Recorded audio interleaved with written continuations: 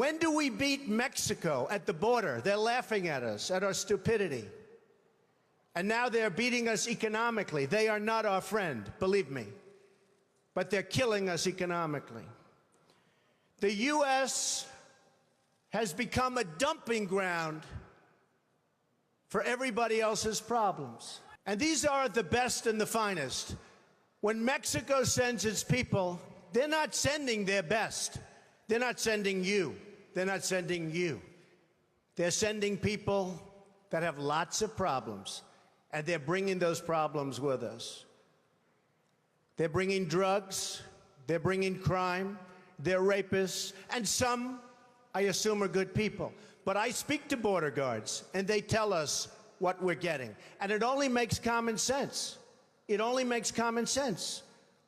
They're sending us not the right people. It's coming from more than Mexico.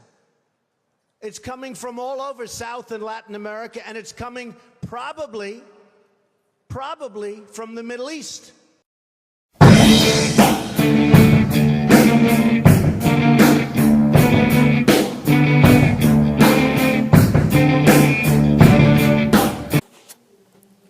Donald Trump is a politician, businessman, and American television personality since January 20 and 2017.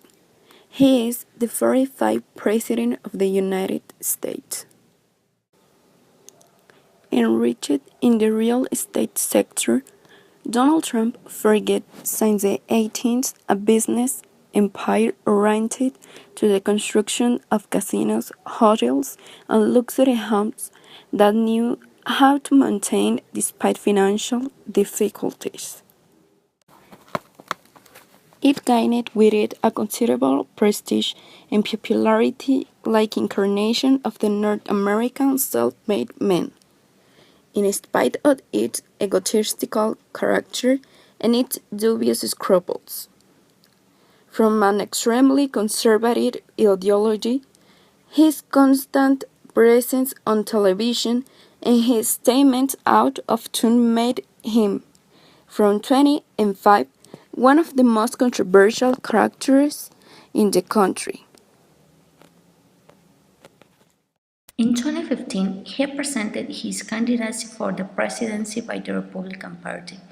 Against all odds, for the rudeness and simplicity of his xenophobic message, the mogul overcame the remaining Republican candidates in the primaries and got the nomination in July 2016. After a rough presidential campaign marked by direct attacks and the shortage of political proposals, Donald Trump won Democratic Party candidate Hillary Clinton by a wide margin of votes, ushering in a stage of uncertainties in U.S. politics and therefore the world. Because of this, we see the need to address a fundamental issue that competes in concerns to the Mexicans, as the victory of Trump promises to be not so positive for our country. As we already know, on July 19, 2016, Donald Trump was elected by the Republican Party delegates as the presidential candidate of the United States. According to the results of the party primaries, the 70-year-old millionaire was supported by the majority of the delegates. Thus, Harold required to take the investiture. On Thursday, July 21 of 2016, accepted the candidacy at the closing of the convention. New York votes gave Trump the number of delegates needed for the nomination during the Republican National Convention. The social impact of this action, that is to say, the triumph to the presidency of Trump, and the consequences that are triggered of this fact against our country, that is Mexico, is the fact of the affectations that can take us the making of its decisions. The media caused much controversy since the notes and information it provides is not known whether it really is true or not. Also caused great stir among people and caused policy that leads as a result of protest or action by the population. Journalists, however, He also relied mainly on Twitter to speak directly with his followers. This led to social networks becoming a bait to attack the media, grown with free trade. Of course, there are sectors that have not benefited on both sides of the border, but the overall effect on the two economies has been very positive. Today, there are almost 16 million American companies benefited by this trade agreement, and that will pose a very strong opposition to the threat of suspending the agreement. Diane Solis points out that it would be extremely difficult for a president to change the constitution. However, he believes that Donald Trump will find other ways to need certain media information. Concepts about the problems. Freedom of expression. This concept is very related to this fact, since it's one of the actions that were carried out daily during the candidacy for the president of Donald Trump. People expressed their feelings and their wants of thinking of the events. The strategy of distraction.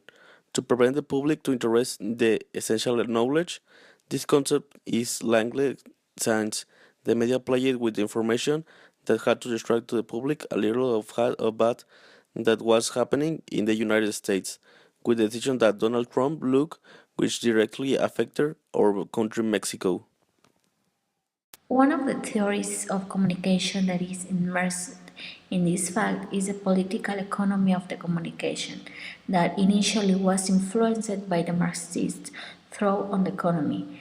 That is studied the way in which the economic base on the society determines the superstructure, and consequently it influences the culture and politics spaces within the society. The same before his candidacy for the presidency. The media managed for a time to distract the audience from what happened with his issue so that no more alarm was made between society, especially the Mexican.